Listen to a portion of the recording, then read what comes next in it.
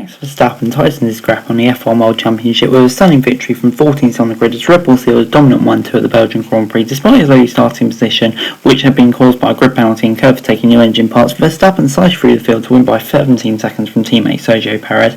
Pulse's Carlos Sainz held off Mercedes' George Russell to seal third, while his Ferrari teammate Charles Leclerc, who started behind Verstappen also taking grid penalties, finished sixth after a calamitous decision to stop him on a penultimate lap, which saw him incur a pit lane speeding penalty that dropped him below Fernando Alonso.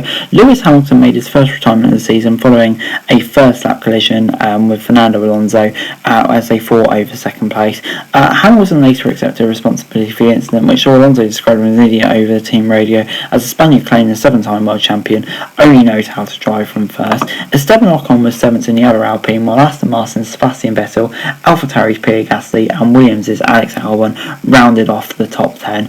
But moving on, Verstappen's victory, along with an extra point for the fastest lap of the race, sees the Dutchman extend his world title lead to 93 points with just 8 races remaining. Perez's second list makes him above Leclerc into second, while Red Bull's Constructors' Championship advantage over Ferrari increases to 97 points. The speed Verstappen showed in the final race before the break to win from 10th to the grid in Hungary has come as somewhat of a surprise, but on the season resumption in Spa, he was most people's favourite despite starting further back. The Dutchman showed supreme pace throughout practice and qualifying, setting the fastest time in Saturday's Q3 by a comfortable margin despite not going on a final run. Verstappen never been relegated to the rear of the grid for taking new engine parts earlier in the weekend, but the fact he took the timesheet in qualifying meant that 6 other drivers facing the same penalty started behind him. He was undoubtedly aided by the opening lap jam, which also saw Valtteri Bottas retire after he went into gravel to avoid the spinning Williams of Nicholas Latifi, but it seemed Verstappen had the pace to win under any circumstances. He was 8th by the time the safety car emerged when Hamilton pulled up on the side of the track and raced 6th with 2 overtakes on the first lap after the resumption, and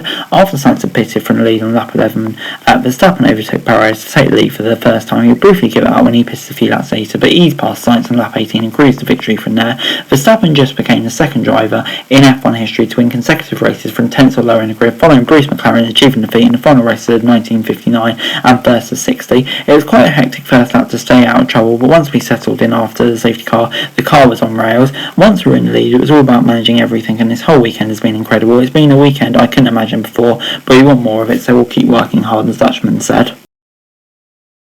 Leclerc had begun the day as Verstappen's nearest title challenger and just a place behind his rival on the grid. However, the Monegasque immediately lost touch of as the visor off stuck in his brake tap, forced him to pit, with his misfortune only serving to toughen the near impossible task of keeping up with Max. Leclerc fought admirably back to claim 5th, but then threw away a position as Ferrari made another questionable strategy called late in the race. In a bid to give Leclerc fresh eyes to steal the fast lap and 1 point from Verstappen, they pitted him in closing stages. He emerged just in front of Alonso, but then lost pace along the straight before regaining it on the final lap. However, he was then given a 5-second penalty for speeding in the pit lane, which saw him drop Alonso, while he also failed to set the fastest lap. Leclerc's struggles come with Sainz's lack of pace, as he was unable to compete with the Red Bull, despite making a perfect gateway from pole, combined to complete another sobering day for Ferrari. The pit lane is just my fault, it's just a mistake, and that's it. On the other hand, we were just not quick enough this weekend. It's a big problem more than anything, so we need to work that out. On the prospect of 2 further back-to-back races, Leclerc said, it starts to look very difficult, especially with the pace they've shown this weekend. It's going to be very tough.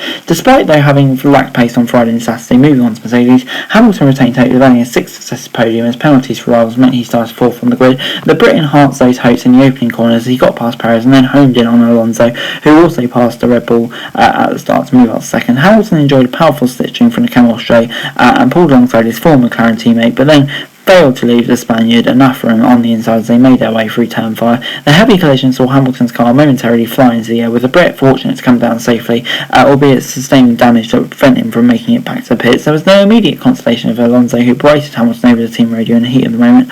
The race stewards opted to take no action, but Hamilton said it was his fault, saying Alonso had been behind his blind spot and it didn't really matter what the Spaniard said about him. Speaking about the race, far more calm Alonso was less critical of Hamilton, said it was very nice of the 7-time world champ to take the blame. I was frustrated at that moment. Every time we start on the first or second row and a fight in the top 2 or 3, there's always something going on, and it was frustrated. Luckily my car was very strong and I could continue. But yeah, moving on then, the action comes thick and fast as F1 returns to the Dutch Grand Prix next week. It promises to be a thrilling weekend for Zandvoort as Max Verstappen raced in front of his home fans as world champion for the first time. Things get underway with first practice on Friday morning at 11:30 and Sunday's race starts at 2. Before I go, let me run you through the final classification from Sunday's race, and Max Verstappen, of course, course winning. What a bloody drive from him. I mean, like, yeah, that car was just absolutely ridiculous, but to still finish 17 seconds ahead of your teammates starting 15 is just absolutely insane. Perez in second, well, I think he will be disappointed with that, because yeah, his pace compared to Max was just pretty poor this weekend, you'd have to say. Yeah, totally outclassed. Sainz in third. For me, I think he did a good job to hold off Russell, to be honest, because the Mercedes looked just as fast, if not faster, in the race. So, good job from him. Russell, he disappointed not to claim the podium, but considering where Mercedes were all weekend, being close to him was not a bad effort. Fernando Alonso in fifth, luckily not to sustain damage at the start, and bringing home the points for Alpine again. That's a big result for him, finishing ahead of Leclerc. Yeah, Leclerc, I don't think it was a bad drive for him. Got unlucky with Max's visor tear off and stuff like that.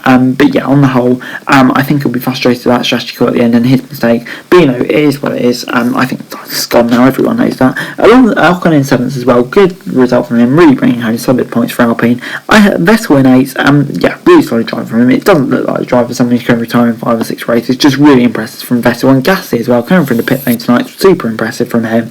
Albon in 10th, picking up points in the Williams. Great drive from him as well. And then you got Stroll and Norris outside points. Norris didn't quite move forward as much as I thought he would say, but I think that's more an indictment on McLaren's face with Ricciardo in 15th. He had an absolute honker, really, didn't he? And yeah, Stroll in 11th. He'll be frustrating compared to where Vettel was. But still not a bad performance. Tsunoda as well, 13th, not quite on the pace of Gasly, which is a shame. But it is what it is. Zhou 14th. Alfa Romeo once again just looking like lacking pace. Didn't really get a reference point as Bottas was out early on. But poor from him. Well, not poor, but kind of made me hope for a bit more. Moving on then to Haas's as well. Last, or just a weekend where they didn't have the pace, and then you've got Latifi kind of running out the field as well. Really, really poor from him, especially when you look where Albon was in and around the points playing positions. So yeah, frustrating. And then you've got Bottas crashing out early. Alpha didn't seem like they had great pace, but still frustrating for him. And Hamilton, I don't think it was totally his fault, but he admitted it was his fault. So he'll have to take the blame. It did him enough damage, and it's a shame he went out because I really thought he could have challenged for the podium there. But anyway, guys, that's the video. Thanks for watching. So like, share, subscribe. Those sorts of comments down below and follow to the F1 news and subscribe to the channel. That'd be greatly appreciated. Thanks very much for watching. Peace out.